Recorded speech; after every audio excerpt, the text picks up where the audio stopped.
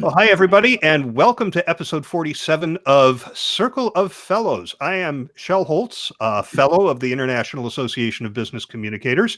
I'll be moderating today's panel, which is all about cracking the metrics code in communications. And I have a fantastic panel. In fact, I've seen a lot of comments when I have shared the posts about this upcoming session. People have said, wow, that is a high-powered panel that you've got there.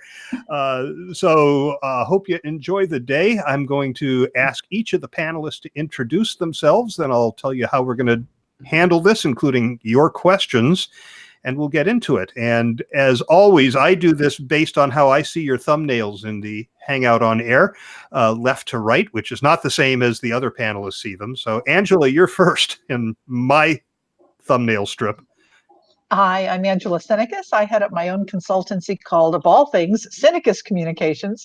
We've been in business for 19 years, but what we focus on pretty much exclusively is research and measurement for corporate communications, internal and external. Neil. Hi everyone, Neil Griffiths. I am a Senior Manager of Global Communication for ERM, which is a sustainability consultancy, the world's largest. I also head up their inclusion program. I have been a practitioner for about 15 years, and I'm a real advocate for planning and measurement. And we're thrilled to have you here, Neil. This is your first Circle of Fellows, and you were a member of the 2019 class of Fellows, and we're thrilled to have you in the group, too. Glad to be here. Thank you. Jim, you're up next. Thank you. Jim Schaefer. I live in Annapolis, Maryland. I was with Towers Perrin, worked in the change management practice for quite some time, started my own firm. And I focus now on helping organizations improve their operating and financial performance through stronger leaders and more turned on, excited people. And Stacy. I'm Stacy Wilson. I lead Eloquor Consulting. We focus on internal communication with a particular emphasis in digital workplace strategy, usability, measurement, obviously being a piece of that, and governance, content, those sorts of pieces, the people and process side rather than the build side. Very excited to be spending this hour with you. For those of you who are listening, watching online in real time, YouTube used to let me know how many people were watching, and that feature has vanished. So I have no idea whether we're alone or if there are 50 people watching. But if you are watching in real time and would like to ask a question of the panel, the way to do that is to use Twitter with the hashtag COF47. That's for Circle of Fellows episode 47. So COF47. I'm monitoring it on my second screen, and I'll interrupt the proceedings when questions come in. To throw them out at the panel. So let's get started talking about metrics. And I think metrics is a broader issue than simply measurement, but I think measurement is what communicators are challenged with. I just saw a study recently that still indicates something like only 27% of communication departments actually have a program to measure the impact of what they're doing. So let's start with that.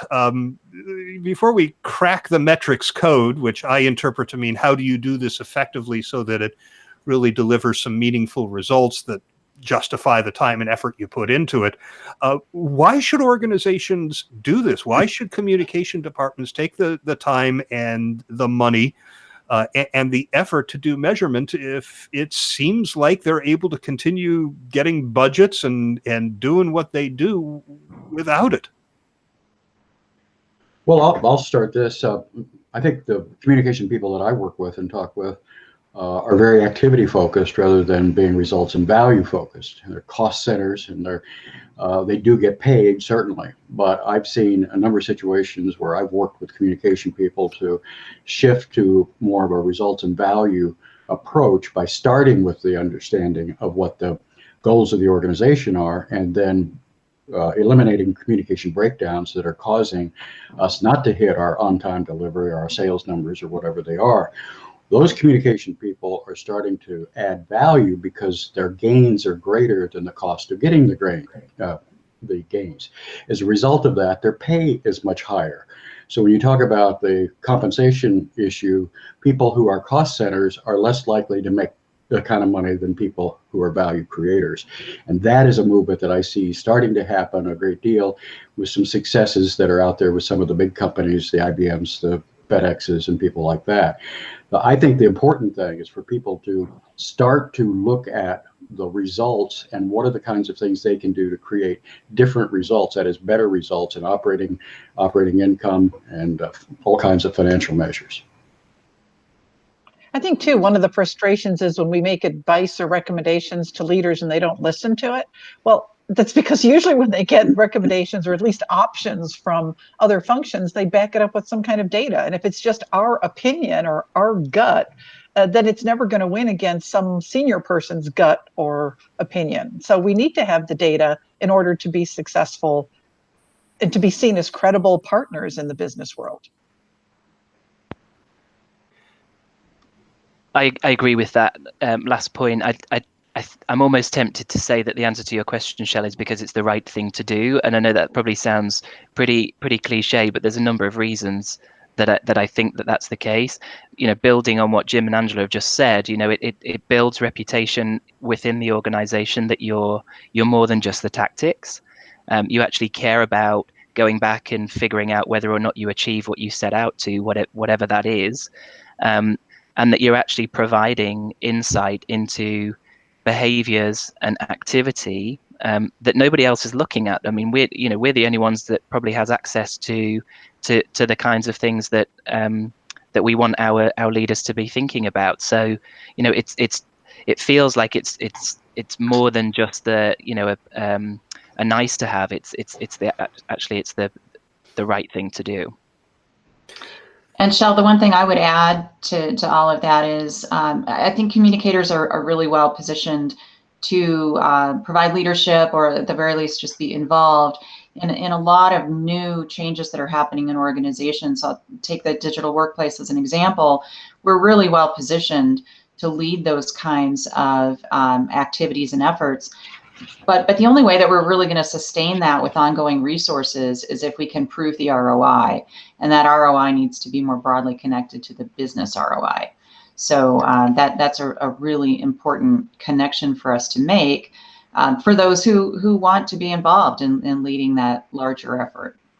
And the only way you can connect communication to ROI is to show the influence we've had on behavior change, because you only can show a financial benefit when people have changed what they're doing, not when they learn something or feel better about the organization.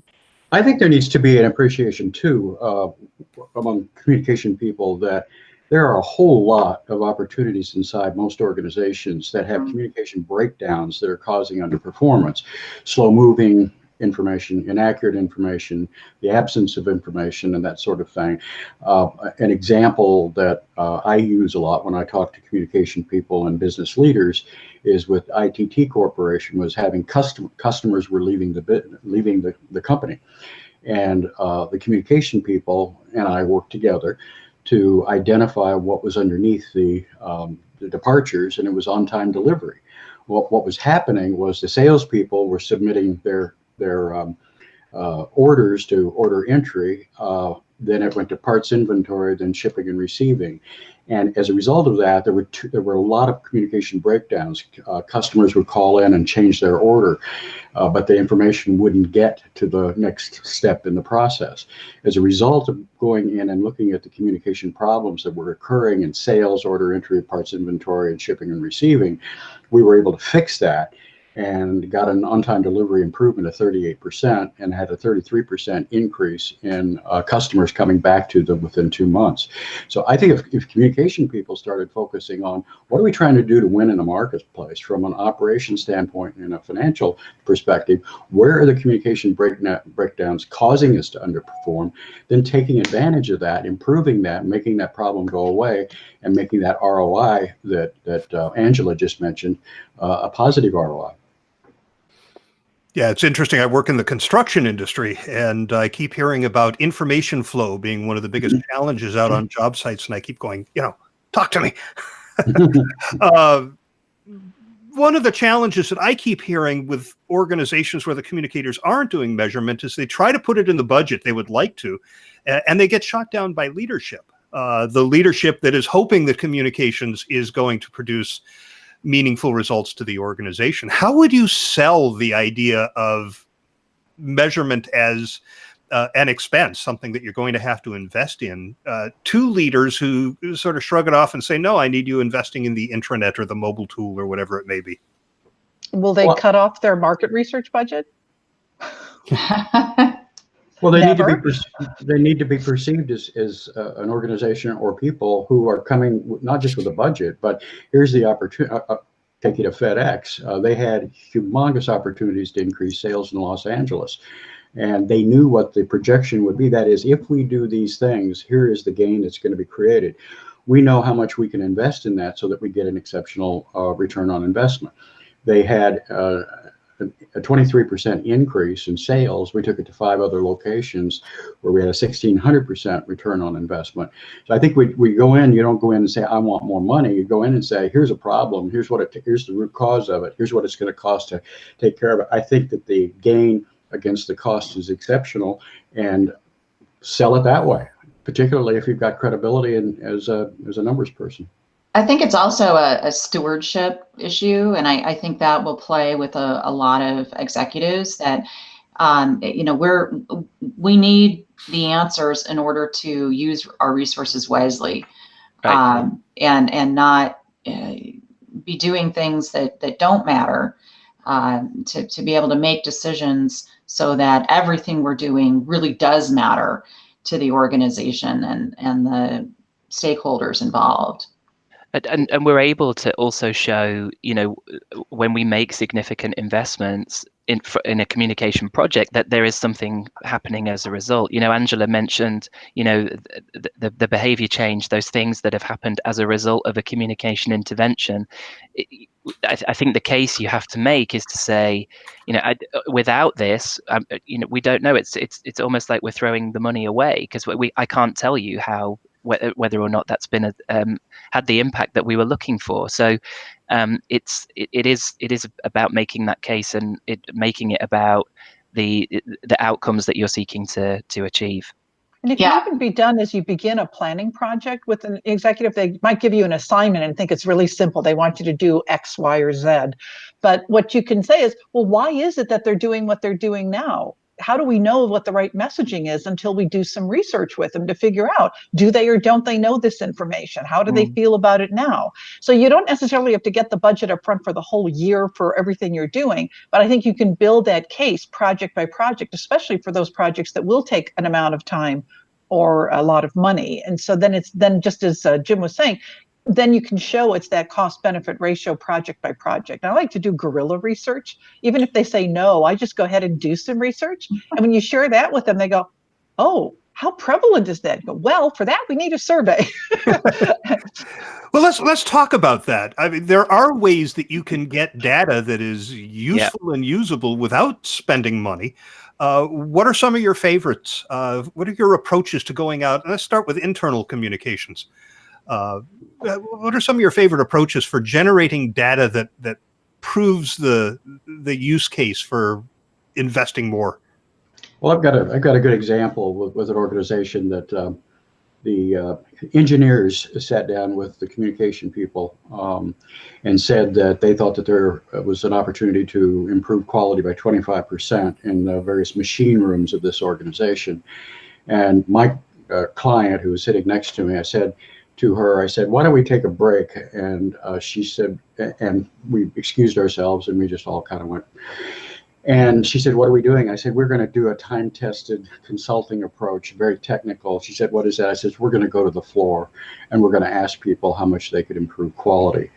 And she learned a lot from that. We ended up having a 50% increase within 3 weeks and a 75% increase in quality in about 2 months. So my favorite technique is going to the floor, talking to the people, whether it's the truck floor, the merchandise floor, the sales floor, the factory floor. They do the work every day. They talk about all the time. They talk about how they could do it better, faster, more efficiently. And I would totally agree with that and add a story of my own. I do a lot of work in heavy industry, in particular mining. And I think a lot of executives in those kinds of industries have a misconception that the employees who are really working on the front line, so in this case, the miners who are in the pit all day, are somehow not technology savvy. And so there's nothing better than sitting down with the employees in different parts of the organization to have these conversations. And one particular mining client, we found that while these folks can't have their phones in the pit while they're working, as soon as they're out of the pit, they're on their smartphones. And they're using a lot of the same apps that everyone else is using. And that was a really significant aha for the executive team, the leadership team, to agree to some of the digital effort that the communications team was really trying to push forward. I had a very similar experience doing a mobility audit for a global consumer packaged goods company. And the company wanted to find out if the employees were ready to communicate via mobile, and went out to a packaging plant, did a little focus group with people wearing coveralls with their names embroidered on them and hairnets. And I asked how they're using mobile, and they said, well, because the company doesn't give us a tool to do this, we've created a WhatsApp group for our team. So now if our supervisor needs to reach us, he just sends a message to our group. If we need to reach him, we send a message to him. We don't have to leave a voicemail on his phone because he's out on the floor. We don't have to leave our workstation to go make that call. Also, if there's a problem with equipment, we now just send a picture of it over to the maintenance department. They don't have to come here and look at it. These people addressed their own productivity issues with a solution that they knew how to use because it was out in the consumer world. It was a very powerful message. And they were also willfully disobeying the rule that said no phones on the shop floor. The reason for the rule was it was first safety. We don't want you, texting and going over a rail into a vat of potato chip mix. And the other was security. They didn't want anybody taking a picture that might inadvertently share proprietary processes with a competitor. But it turns out that people were addressing the challenges of the workplace with this technology rather than doing the things that they were concerned about. They ended up having to change those policies. I've got two examples. Go ahead, Angela. I've got just two quick examples of how, when I was back in the corporate world, we did some quick guerrilla research. So in one case, we were going to be communicating profit sharing for a group of employees at a company that was privately held, and we'd never even talked about profits. So where do you begin? So what we had the communicator there do is during the course of her normal week, as she went to different meetings, stood in line at the credit union, was in the elevator, whatever, she asked people she ran into two questions. What percentage of profit do you guess we might be making? And you have to guess because we've never said. And what percentage of profit do you think we should be making? And that completely changed the way we communicated that campaign. And the other one was she had a problem with something the marketing people were going to do that would affect employee communication. So she went to the CEO and said, I'm concerned about this, and I don't think it's going to work right. People are going to misunderstand it. And she said, we need to do some research. And he said, yeah, good. But I need your results by noon tomorrow. That's when I have to sign off on their approvals. So what she did was very creative. She got the phone list of people to call to do like a one-on-one quick interview. And she had 100 people. She divided the list into 10 parts, called 10 people she knew, including me, her dotted line boss, and said, can you call these 10 people, run these 3 things by them, and tell me what you found out? And, within half an hour, we had research results for her. So those are so easy to do, and they don't cost anything, and they don't really take a lot of time, but they get you data that can be very useful for making the right decision. Absolutely. Shell, you reminded me of something. I was doing a turnaround out in Owens Corning's Ohio plant, their big flagship plant. One of the first things that we did was we brought the union people together. They had 3 unions, and we brought hourly people together who were not part of the unions, and created a stupid rules committee. And the group came back with 80 stupid rules, probably 60 of which were all implementable, and it made life easier for all those people, the same kind of people who it was stupid that you couldn't have a telephone, but the fact is you needed a telephone if you wanted to increase the efficiency of the operation. If I can add one more, Shell, before you move on. One of the things that we haven't talked about is pilot testing. And so we do a lot of that sort of thing relative to implementing new digital approaches. And I'm going to throw one out that I use a lot in training. So if any of you have heard it before, I apologize. But again, it's a mining industry example, but we've done similar things in healthcare as well. We had an organization, each mine around the world has what's called a blast engineer. So these are the people who are responsible for blowing up the mountain.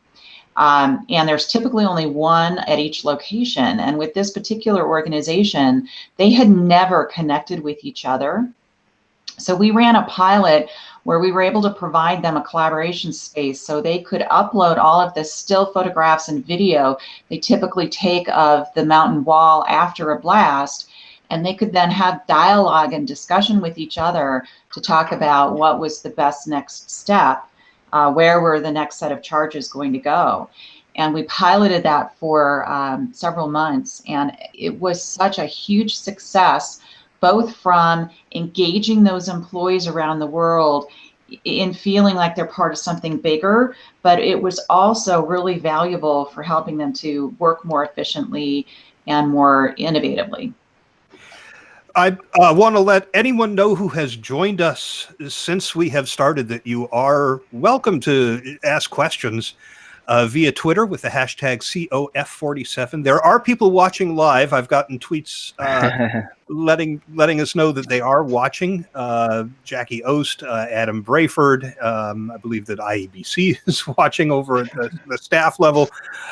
So glad you folks are out there, but we'd love to answer some questions as well.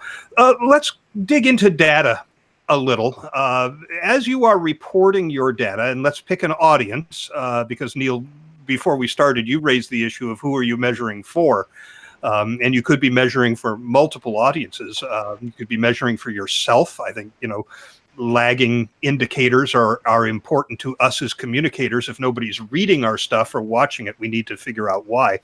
I don't think that management is much interested in lagging indicators. They're more interested in leading indicators. But I was looking at an article before we all came together this morning, and it said when you're communicating to leaders, the two things you really need to be looking at are KPIs and benchmarks. So let's talk about that for a minute. Is that really at the heart of what we need to be sharing with leaders? How important are KPIs and benchmarks to the measurement efforts in communication? I'll jump in on that one. The answer for me is that it depends. That's my favorite answer, Neil. Right. I mean, my experience shows me that the measurement audience is going to vary.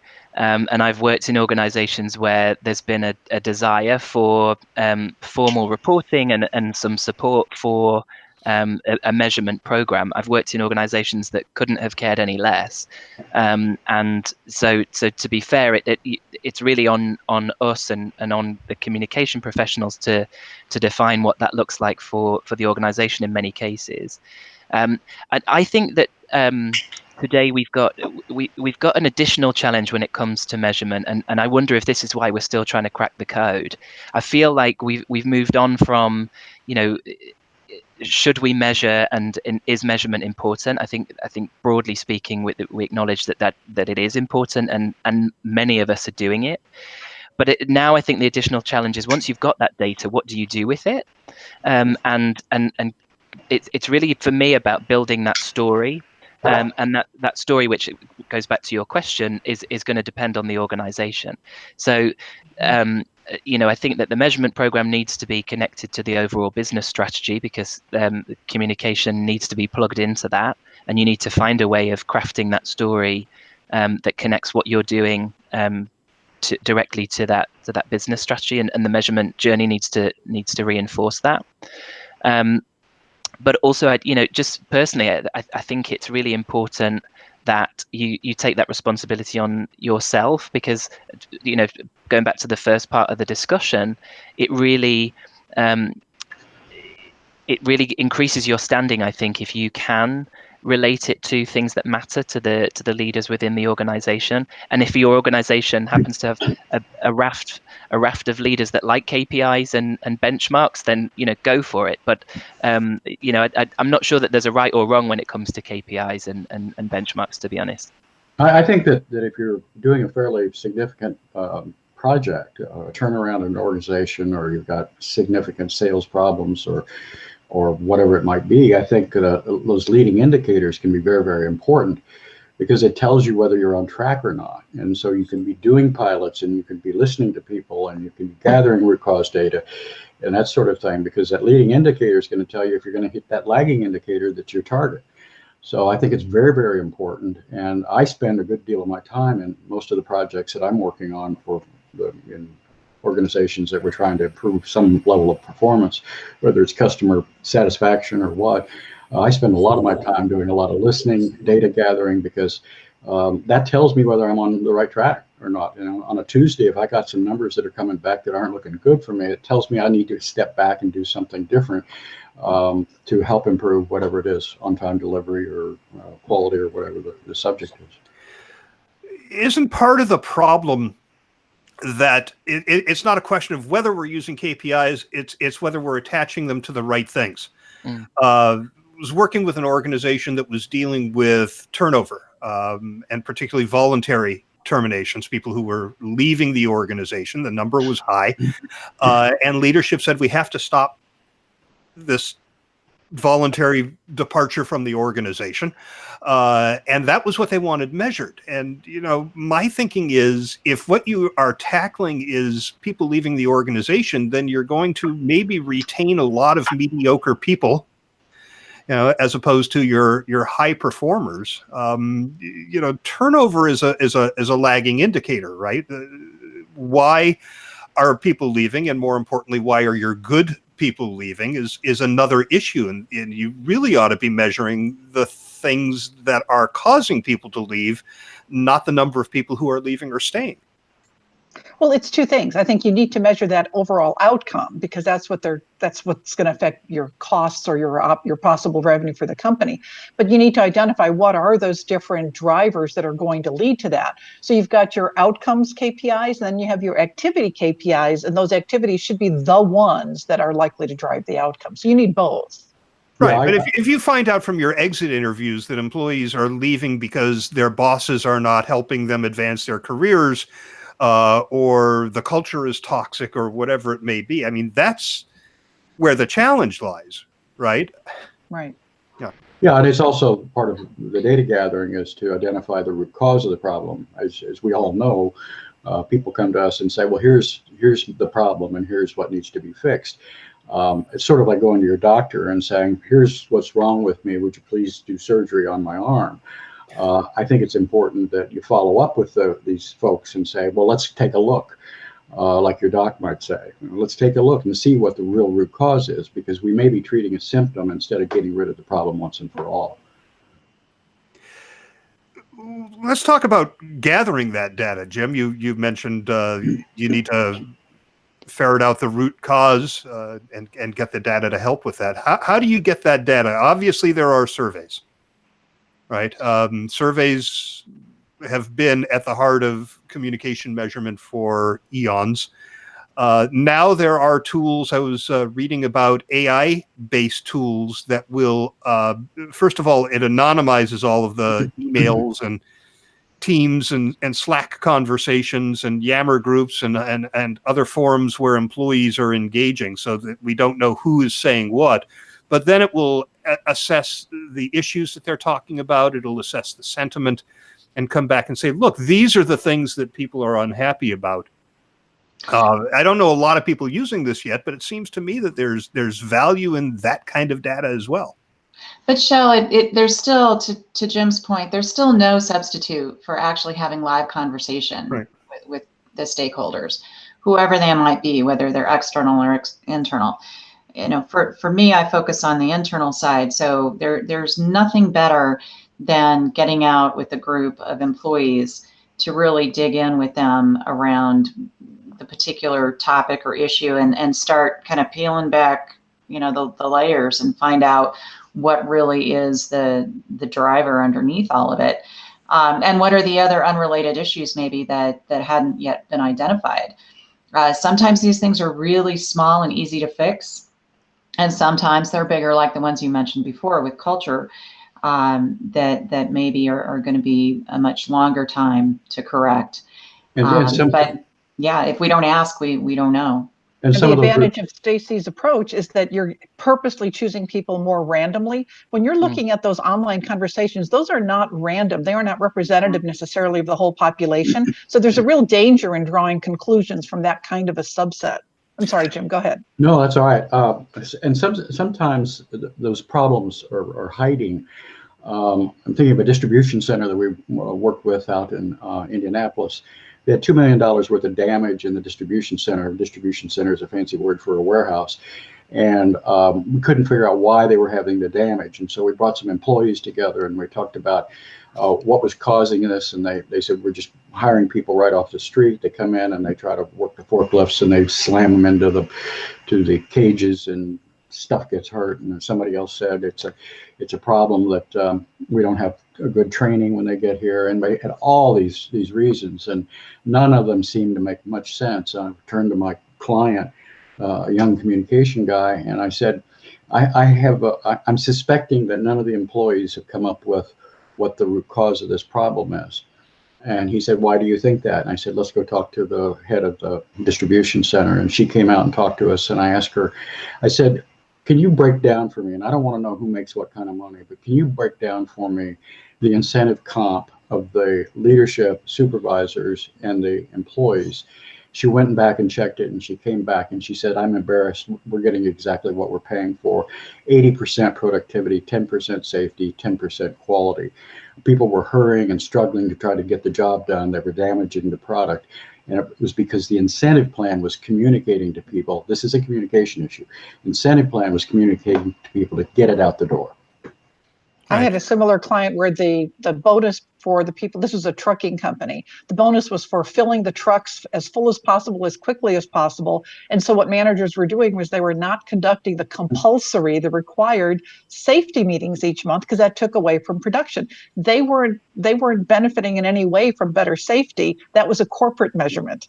And so they were actually having employees falsify signatures that they attended meetings that were never being held. And I'll bet safety incidents rose, right? Oh, yeah, absolutely. We have a question. So this is from Adam Brayford, who did such a wonderful job as the MC at the IBC World Conference last month in Vancouver. He says there are a lot of assumptions made in many organizations about what comms is, but those assumptions are often around tactical work. Have you seen any example of comms teams that do a great job at demonstrating to their colleagues their measurable strategic impact? Well, but ask the question again. I'm not sure. The question part is, have you seen any examples of communications teams that do a great job at demonstrating to their colleagues their measurable strategic impact? I'm not sure whether or not we qualify as best practice, but I can certainly talk about the journey that we've been on at ERM.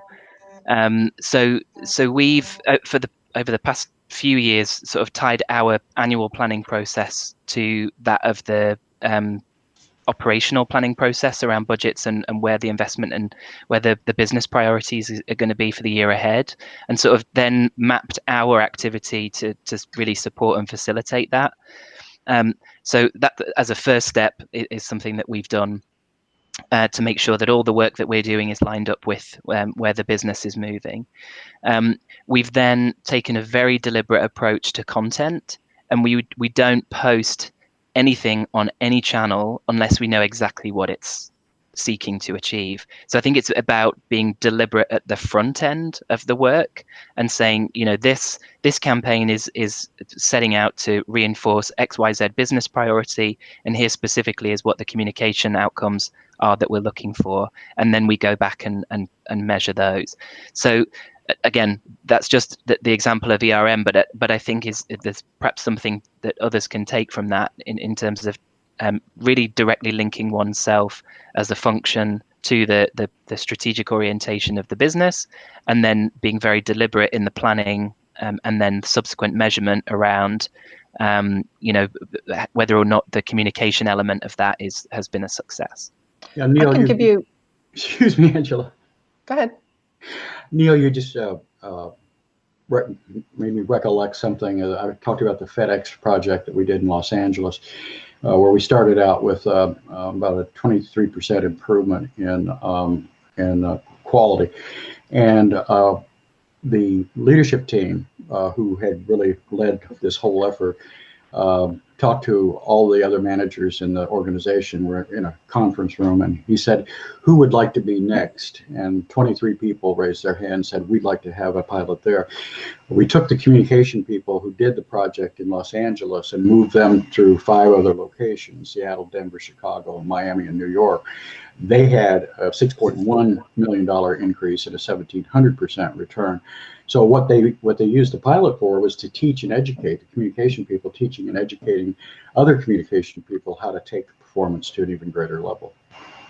I've got an example too of a client where this is a customer communication side. They're a reinsurance company, and their clients are the high-level executives of insurance companies. And what we did is a research project, a survey of their customers to find out what kind of impact various communications were that this corporate communications department managed. Everything from the customer magazine, the website, different types of events, different brochures they put together on the marketing side. And so we were able to find out, we identified 6 different possible outcomes that could enhance revenue for this company. Everything from increased knowledge of the company, more confidence in the company, down to specific behaviors. The 2 behaviors being, did reading something, for example, in the customer magazine lead you to call the company for a sales visit about a new project? Or 2, did it actually help you make a decision to sign a contract with our company as opposed to the competition? So we were really connecting the communication vehicles to those business outcomes. And the other things we learned along the way, so let's just say that Customer Magazine, we found that it was extremely well read for anyone who had a chance to read it. And 20% of the clients said that it led them to choose to ask for a sales visit. Another 20% said that it helped them choose this client to sign a contract with. So this means it's a valuable communication with customers. But the problem was over a third of the people we surveyed had never seen the publication. Why? Because their salespeople had not thought it was a valuable communication and didn't add them to the distribution list. So we had a whole little grid of how well salespeople valued these different communication tools versus how customers actually valued them. And we had this whole pocket of things that no longer were left to the salespeople to determine. Corporate just said, no, if we have a contact for all of these people, they will definitely be exposed to these communications because we know it's going to increase revenue. And at the end of that project, my client was elevated to the leadership team because it was clearly connected to the business results. And Great I would story. add a healthcare example actually to this. When we support digital workplace requirements definitions, so we're really trying to understand what does the organization really need from their technology relative to communication and collaboration.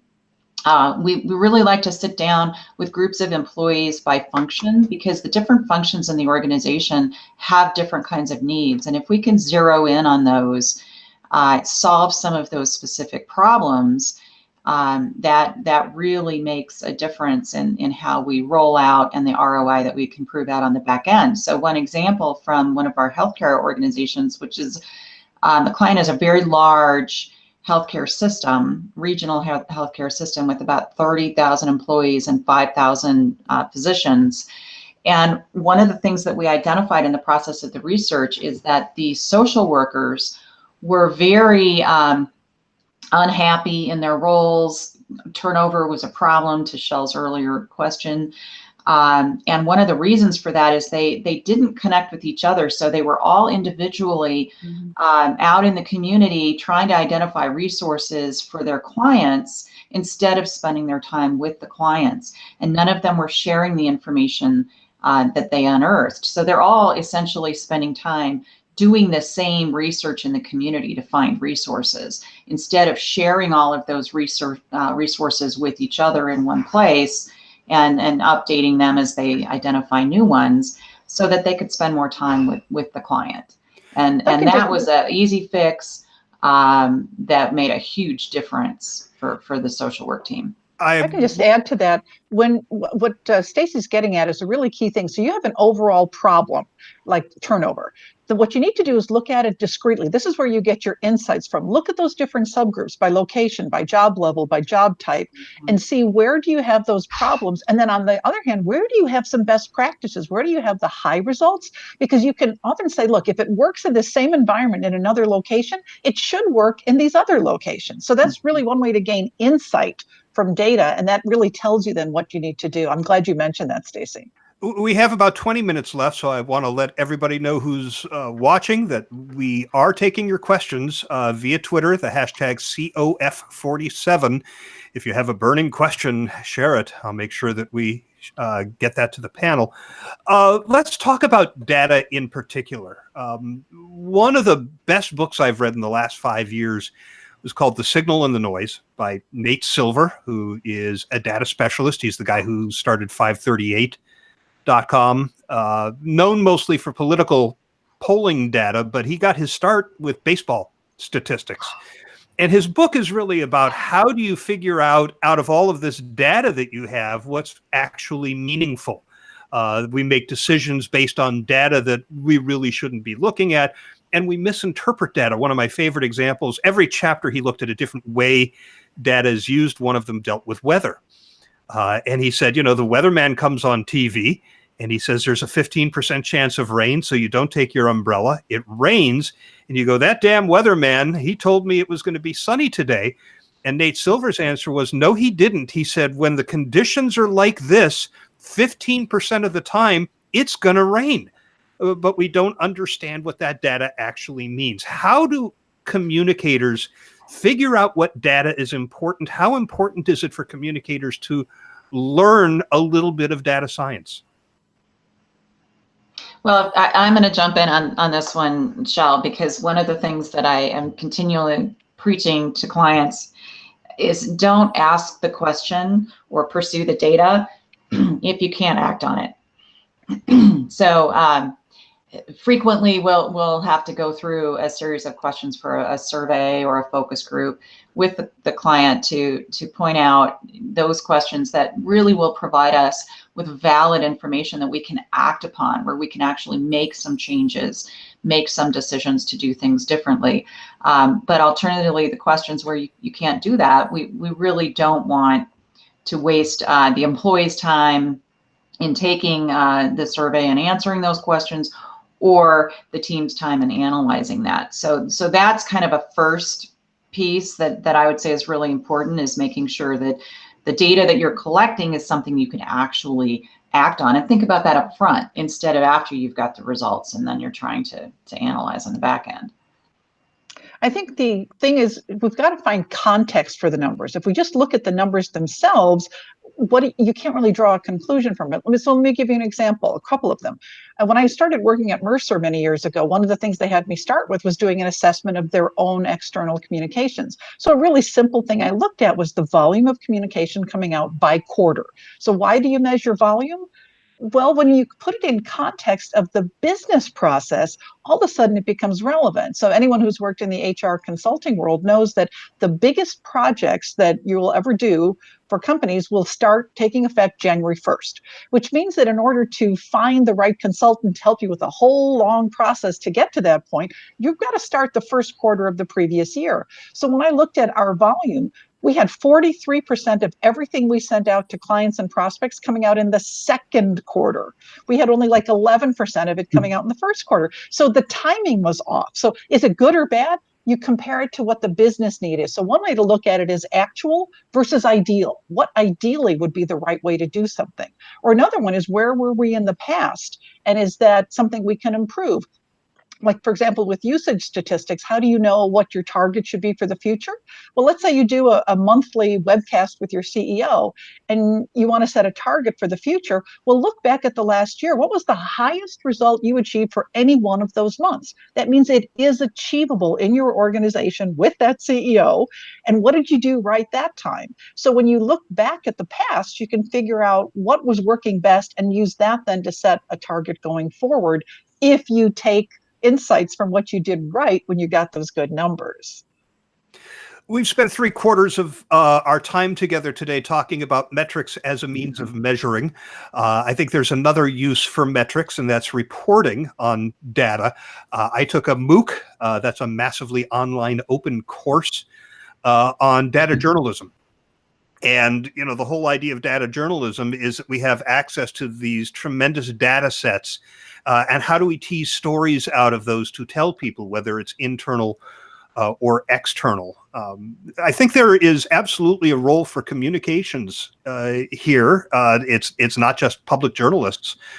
Whether you're doing content marketing to external audiences or you're reporting to communicators, we need to take advantage of the data that we have, whether we've collected it or we're tapping into data that has been collected from somebody else in order to tell a story to our audiences. And I'd like to get your thoughts about that. I think going back to your question before about being about data science, I think there's a need that we become more literate than we are when it comes to data and using and working with data. So I'm certainly not suggesting that we all become data scientists, but I think we do need to up our game in some ways around working with the data that we have available to us, and also I guess really sort of seeking to understand what kinds of data we can leverage given the goals that we've set for ourselves and the campaigns that we're working on. I think there's probably a lot of people listening to this that are still trying to figure out what's right and how am I supposed to do this, and to me that's a lot about the what are you doing anyway. So for me it's less about is a survey right or is a focus group right, but it's more about actually what you're trying to achieve. So, and if I don't think we think enough about that front end and map it out from the start. And I think we worry a lot about how to measure, but without really thinking about the first part of it. But whichever way you slice the pie, working with data, being comfortable with data, I think is just a reality for us in this day. Yeah, I remember being out to dinner with a bunch of folks from IEBC, and you were there, Angela. And when it came to dividing up the check, everybody said, "We're so glad Angela's here because we're communicators and we don't do math." It's like, you don't balance your checkbooks? I mean, come on. Yeah, you can't get away with that anymore, right? But it's storytelling. There's an important role for those of us at a more senior level, more experienced level, to get the younger up and coming communicators engaged in this. So one of the things that I did way back when I was leading employee communications at Sprint, and so this is a long time ago, this is 20 years ago, but I required each of my team members to go out on the road and do several employee focus groups out in field locations. So that they, no matter how experienced or inexperienced they were getting that experience of sitting down in front of employees and hearing and listening and digging into what was really going on with them, what was working, what was not. I think that it's on us to make sure that those up and coming communicators have an opportunity to do that kind of research, whether it's live in front of the stakeholder or some other different kind of channel, but we've got to make sure that they do that. Sorry, Angela, I apologize. The one thing that occurred to me a couple of questions or comments ago was around also being literate enough to design the right kind of research. I noted in the some of the tweets in yesterday's comm chat that was one of the themes that was coming through, is that actually if you don't really know what you're doing in designing research, you can send yourself way off track. Biased answers.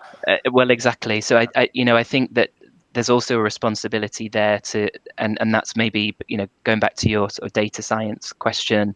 If anything, it's just familiarizing yourself in what good is and getting really good at being good. I think it's also a question maybe of being ready to work with outside data scientists the way we work with designers and freelance writers and videographers now, right? This is one of the things I was about to say, is that one of the good things that's happened is we've got all these companies popping up, like Populo, Banana Tag, where what they're doing is they're looking at usage statistics, but it's not just a vacuum where you get a Google report. They actually help you understand what these things are telling you, what you can try differently through A/B testing of different headlines, or if you have a campaign, which elements of the campaign were getting more traction than others. So what's happening is they're actually doing the education of the communicators on this. And while that's not outcomes, it's pretty much activities, I think it's really setting a good foundation for them to jump off of. And it goes a long way. Sorry, again, because we've got a platform like that. First of all, one of the best investments we've made in a long time, because we used to be chasing the data, and that I think is one of the issues that we still face, is that people that don't have that type of solution are so exhausted by just gathering data that they're so wiped out that doing any kind of analysis and interpretation and actually using it well, they just can't face it anymore. So we've moved away from that, thankfully. But it's true, it really gives you that that really strong foundation. You don't have to do a lot of the doing anymore for yourself.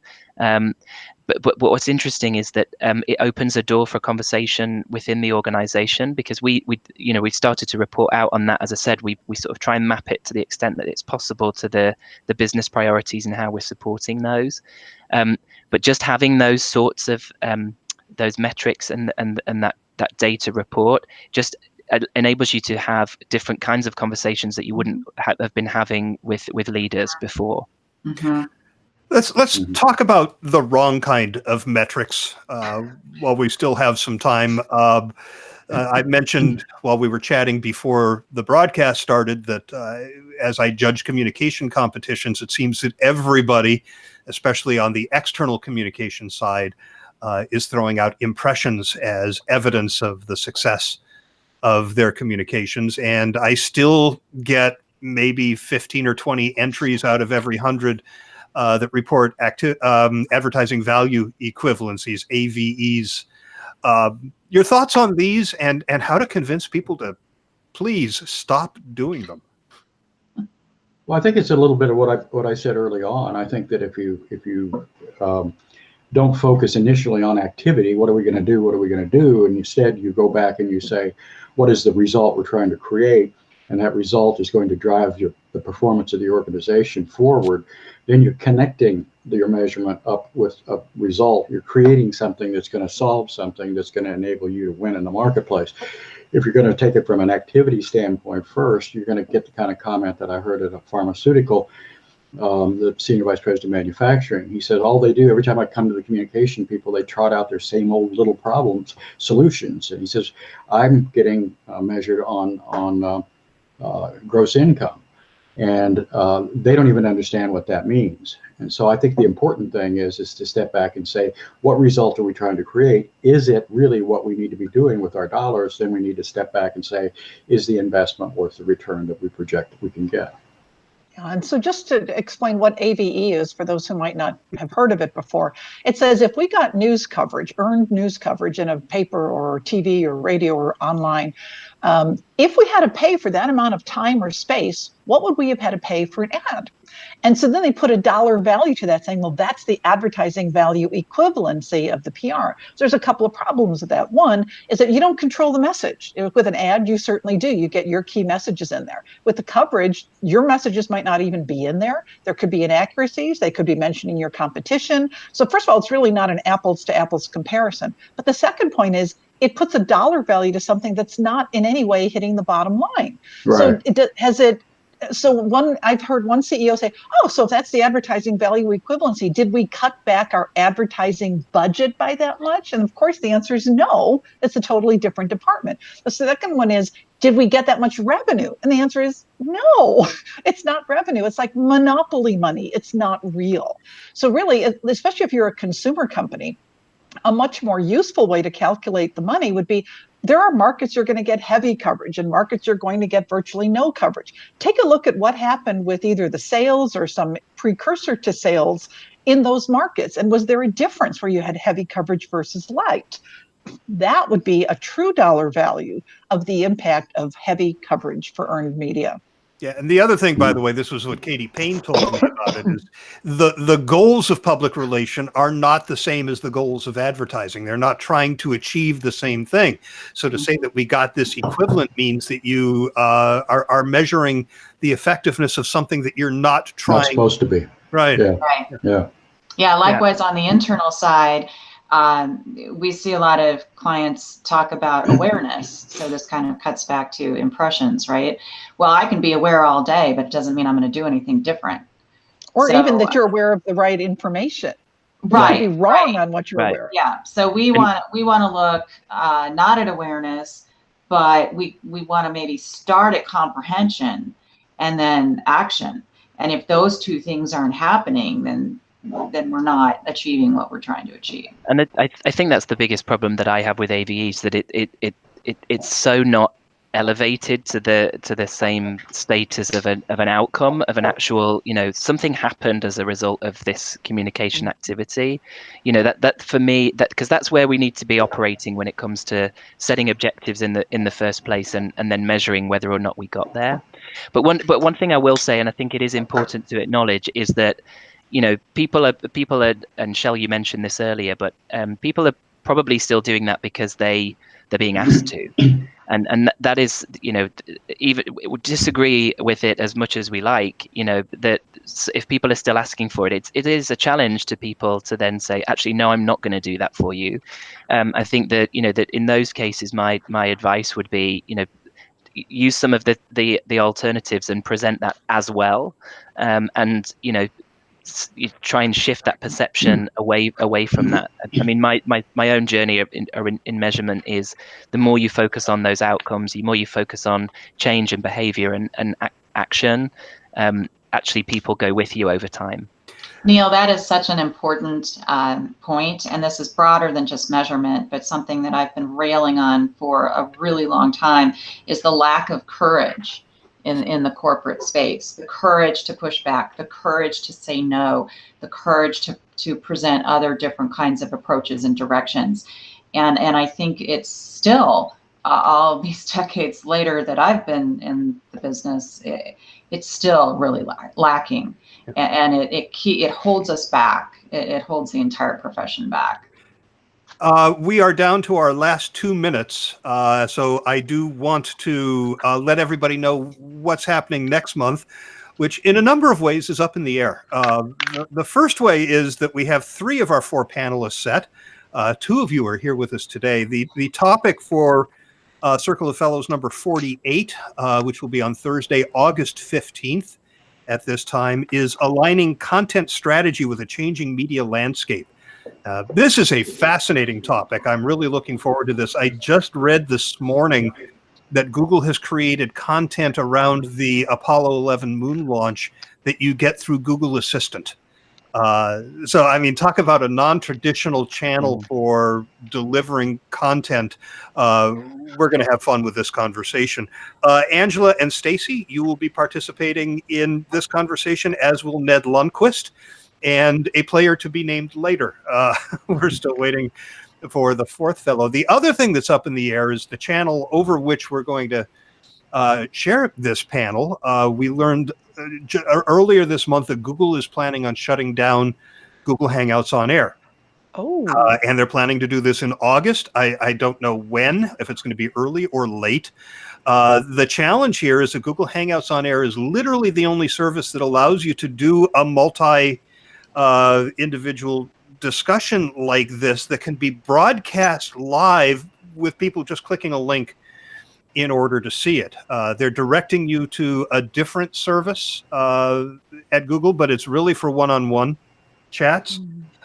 So we're talking to IABC about possibly using Zoom, but for the audience to use Zoom, they'll have to actually register to participate. So we're going to have to get that word out nice and early. This is all, I have no idea what we're going to be doing with this panel next month, but we will be having it one way or another, even if it's just recording in private and then sharing the audio and the video with the public later. So we will be getting that information out to you as quickly as we can. Want to thank all of you for your time today.